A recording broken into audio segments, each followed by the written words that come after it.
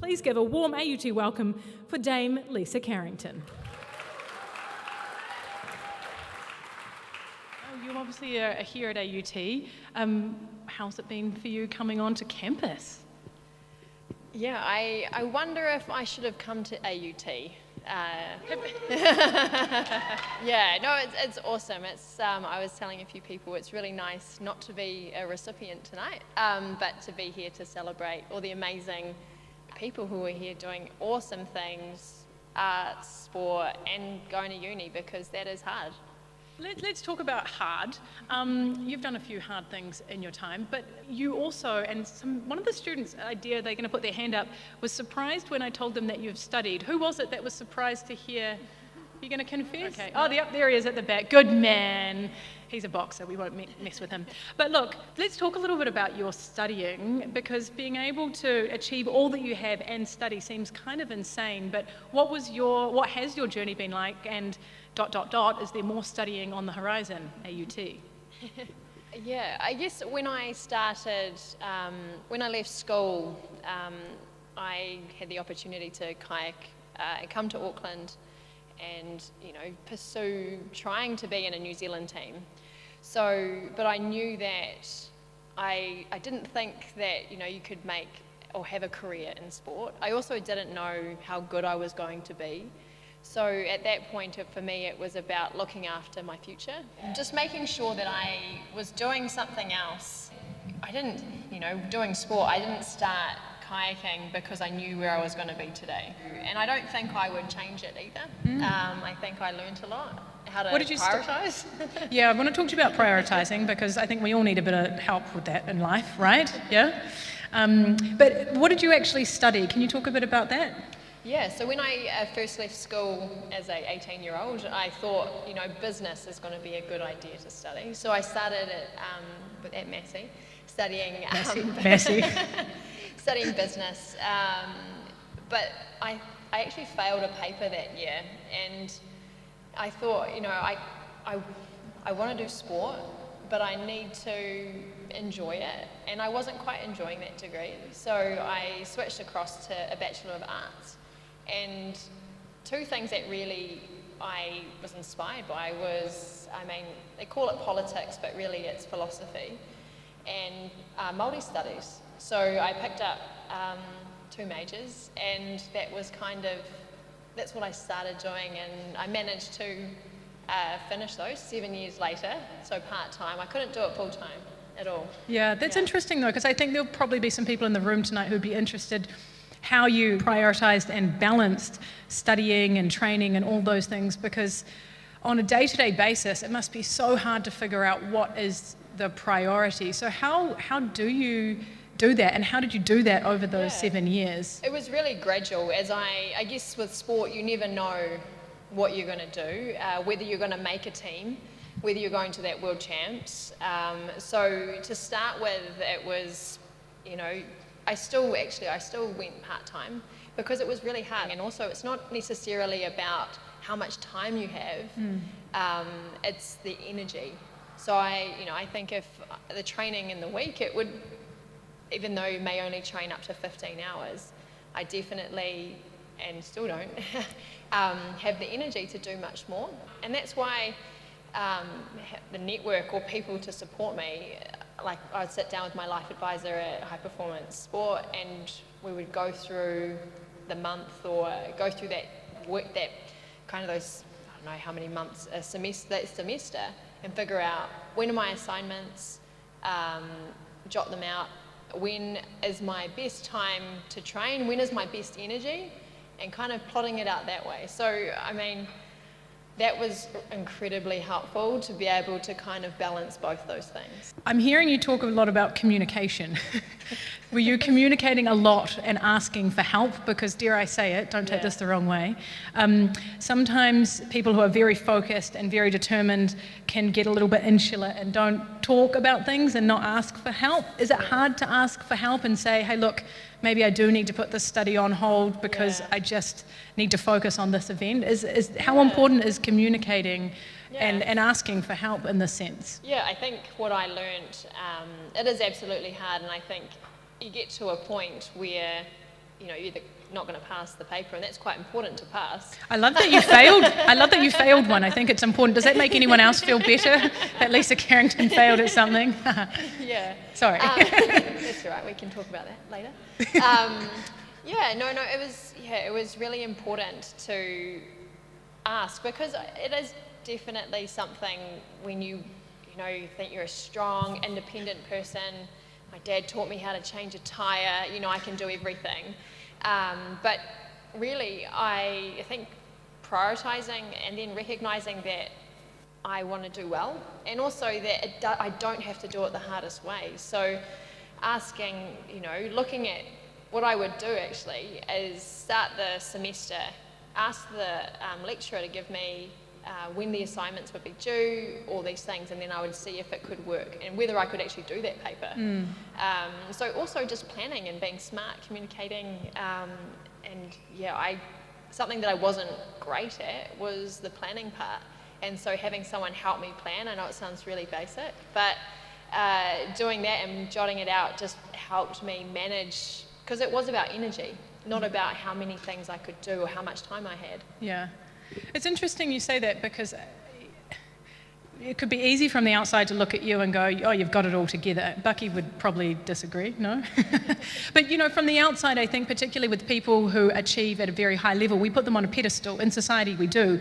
Whether it's art or acting or sport, we tend to put these people on this particular pedestal like, they're special. But it is hard to go about life for you, isn't it? Every day isn't always easy. How have you, I guess, overcome the hard days to get to where you are today? Because 2024 has been a great year for you, but it wasn't always great the entire time, was it? I guess you can always look back and think, oh, it was fine.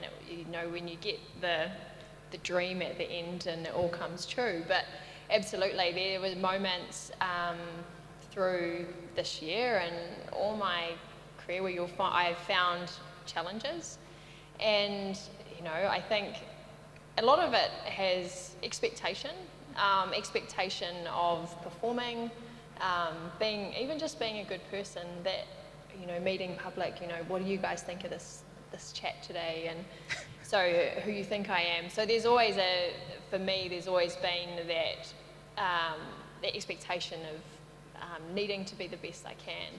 So in that does get pretty tough at times, especially when I know my equation in my head is, if I turn up to training, if I make sure that I do this session the best I can, if I reach these numbers, that equals me being closer to getting to my goals. Yeah. Which at times is overwhelming. So what happens when I don't meet that standard? So I think for me, when it has been a little bit tough, it has been about reminding myself of why I do it, and not necessarily about the performance or about the outcome. So for me, to have such a connection with my purpose, why I turn up, because I love doing what I do, to build my team. With Tara's here tonight, she's going to feed back to me and probably tell me how I didn't mention her enough. And so teamwork makes the dream work, baby. Yeah, that's right. And so, for me, it is coming back to those really basic principles that aren't necessarily expectation or outcome focused. Mm-hmm. And it I kind of see it as like climbing a ladder or a mountain. And if you look at the top, you're like, wow, that's way too far. I'm not even going to start. But for me, if I just look at the first step, I was like, I can make the first step. So sometimes for me, that's just waking up, making a coffee. Hang on a minute, you can't say that. You need to tell the full story here. Lisa was recently on a podcast and she shared some insight about her routine. And I don't know, maybe that's why you were able to win 3 golds in Paris, but who do you actually make coffee for in the morning? Can you go into a little bit more about that? And I'd love you to share a little bit about your journaling as well. Yeah. I got to a point where this year it got really challenging with the expectation and what we were about to achieve. It was massive, like thinking, how dare we think we can win 3 gold medals? What really helped was the fact that I had an action did something for someone else. So wake up, make a coffee for Bucky. So he benefited from me. Yeah. Who likes the sound of that? And so I guess it's just like those are kind of some of the techniques that I've used to kind of help me get outside of my head, getting a bit of perspective. The world does not revolve around me, which in those moments when, there's a lot of expectation and pressure, it feels like very tough. And then I know that's something you've done for a very long time. Actually, when did you start journaling and writing? Yeah, it was something that I started doing, I think maybe around 10 years ago. Okay. And it was because I wanted to, all good ideas come from my psychologist. So is the one about making coffee for Bucky. He told Bucky he could say, "When are you making my effing coffee?" But, I think, so back 10 years ago I started journaling because I used it as a tool to help me feel, I guess, connected to myself, where I would have a list of 5 things that were most important to me, which was like having fun, I love challenge, it was learning and planning. So each day I would sit down in the morning and I would write down how these things were integrated into my day. These are like your daily non-negotiables, right? Yeah. Do you still live by those pretty much? No. Oh, maybe I did it for so long that maybe I do. It's evolved. It's evolved, yeah. So it kind of, I think that's what's amazing about journaling, that it does evolve. And so for me, that was how it started, and it helped me just stay connected to myself and keep me accountable to just looking after those basic needs of me. How many people in the room, can you put up your hand, who journals in the room? You can journal daily, you can journal weekly, you can journal on a plane. Who journals? I need to see more hands. Tara, put your hand up. Yeah? That's not too many people. How many people journal daily? Not so many, right? I mean, do you think it's beneficial for Joe Bloggs, or, Vice Chancellor? Could he benefit respectfully from, sorry, I'm throwing him under the bus, but, do normal people benefit from journaling as an outlet, as a creative process? Because I know it's been integral to you and your journey, and I'd just be intrigued to know if you think it's something that, us Joe Bloggs could be doing too. I don't know. I think that it works really well for me, and I've found a way that it can. But I think it's lots of things. Like meditation is good for you too, but we don't all do it. Yeah. So is candy. So I think what I've found are those types of things, just to be well or just to look after yourself, you've got to find real meaning to it. So for it not to just be a thing you do to make yourself feel better, it's more something you do because it's something you enjoy. And I guess if it's not outcome-based, I do this because it's going to equal happiness. Yeah. You do it, and then you see where it goes, I think. You're not looking for the outcome. Yeah. So I guess with journaling, you can absolutely benefit from it. And you could benefit from meditation. You can benefit from going for a walk. Like, there's so many things you can do, but, you don't have time to do everything. But I'm hearing a lot about, it sounds like you're talking about joy as well, like finding the things in life that bring you joy or happiness. And, would you call yourself a creative person? Not what I think creative is like drawing and, performing or those types of things. You can dance. Tara, can she dance? Not really. We won't make you demonstrate. But in terms of, the creative process, I'd love to talk a little bit about your book that I mentioned before. So the story is about your, a moment in your life, but there's also some beautiful, I meant to bring a copy, but I forgot, sorry. But the story has been beautifully illustrated. Were you a part of that? Did you get to do part of that sort of the process? What was that like? Yeah, so with the illustrators, they kind of get a brief and you don't actually get to meet them. So they're kind of taking their direction from the publisher and the words. And so what was amazing is that I met the illustrator, Scott, last weekend, and my publishers were there, and they said, wow, we've been working with Scott for 20 years and we've never met in person. Wow. So it's modern technology, right? Wow. So and I guess what's amazing, he kind of he picked out what my parents look like and my dog Colin and those types of things. So it was so amazing to have someone illustrate and particularly be so amazing and match the story. There was quite a few student questions that came in. One of them was, do you ever get sick of hearing the word Dame Lisa? Is this one from you? I heard, actually it's quite strange because Ashlee and I are really good friends. We went to school together, went to high school together. I met her a few times in your AUT dorms, or what do you call them here? So it was really strange that you were calling me Dame Lisa. It feels strange to me too. Yeah, it's an interesting one. I think there's an element that I want to remain, like a normal Kiwi. Like we be humble, so there's that I'm just like everyone else kind of aspect to it. So I'm just Lisa. But then I guess it's also a really amazing acknowledgement of a contribution, and also I feel like I accept it more when I think of my family, when I think of the people that have helped me achieve my goals, or where I've achieved the contribution I've given to New Zealand in sport. Yeah. So I'm more okay with it when I think about it like that. Definitely call me Lisa, that's fine. You heard it here first. And what about people in the room? Like, who here has come up to her and asked for a photo tonight? Or have people been a bit shy? No? A couple. Yeah? Yeah, there you go. But it's quite fascinating, isn't it? Because you do just want to be just Lisa, and you want people to be respectful and whatnot. But this is an amazing opportunity to actually come and connect. And I know you probably need to go home and sleep tonight, but it's also nice to be able to come up and shake hands.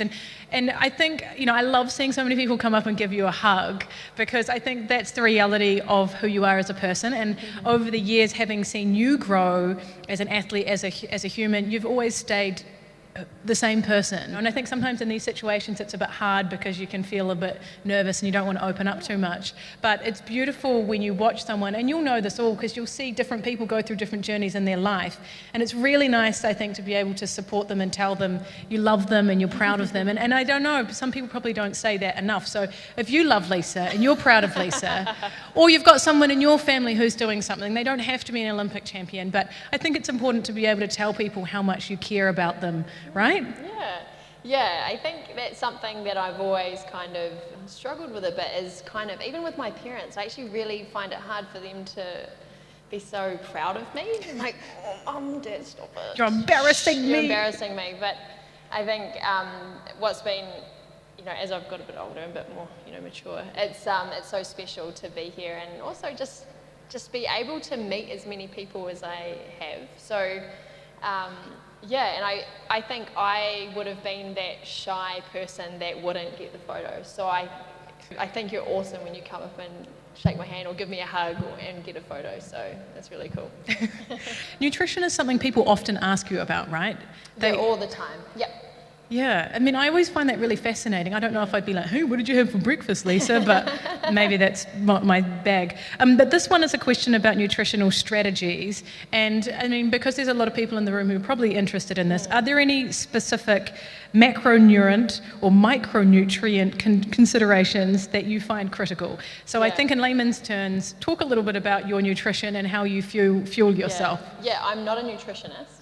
So I'm guessing macros are like protein and carbs, and micros like vitamins. Any nutritionists in the room? Here, don't we? Yeah.